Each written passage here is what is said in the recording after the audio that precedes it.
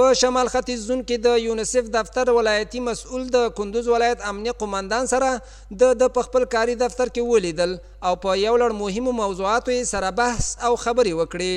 د دې لیدنې پر مهال د یونیسف دفتر ولایتي مسؤل فیض الله فرهمن له بېوزلو کورنیو سره د بشري مرستو سربیره زیاته کړه چې یونیسف دفتر په پام کې لري هغه مجاهدینو ته د حرفوي زده کړو زمینه برابره کړي چې زیر سن او عمرونه یې له 13 کالو څخه کم وي.